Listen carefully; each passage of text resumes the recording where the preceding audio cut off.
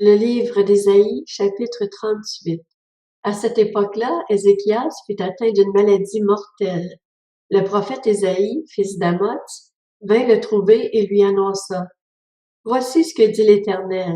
Donne tes ordres à ta famille car tu vas mourir. Tu ne vivras plus. Ézéchias tourna le visage contre le mur et fit cette prière à l'Éternel. Éternel, souviens-toi que j'ai marché devant toi dans la vérité, avec un cœur intègre, et que j'ai fait ce qui est bien à tes yeux. Puis il pleura abondamment. Alors la parole de l'Éternel fut adressée à Ésaïe. Va annoncer à Ézéchias. Voici ce que dit l'Éternel, le Dieu de ton ancêtre David. J'ai entendu ta prière, j'ai vu tes larmes. J'ajoute 15 années à ta vie. Je te délivrerai, de même que cette ville, du roi d'Assyrie. Je protégerai cette ville. Voici pour toi de la part de l'Éternel le signe qu'il accomplira la parole qu'il a prononcée. Je vais faire reculer l'ombre des marches qui est descendue sur l'escalier d'Akaz, et ce, grâce au soleil. Je vais la faire reculer de 10 marches. Et le soleil recula de 10 marches sur l'escalier où il était déjà descendu.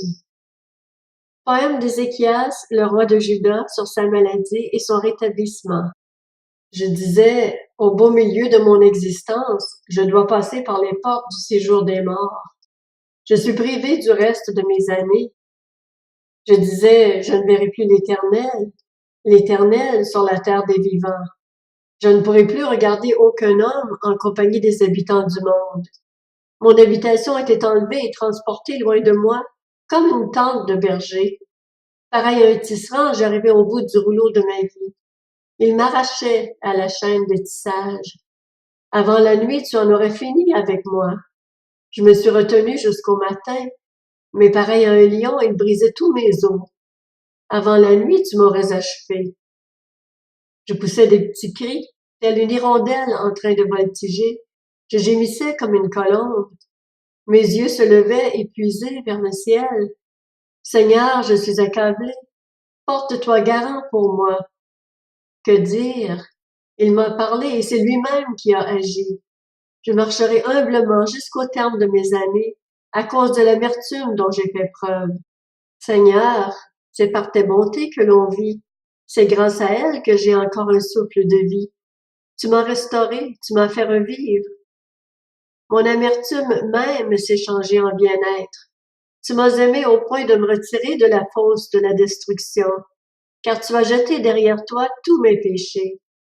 Ce n'est pas le séjour des morts qui te célébrera, ce n'est pas la mort qui te louera.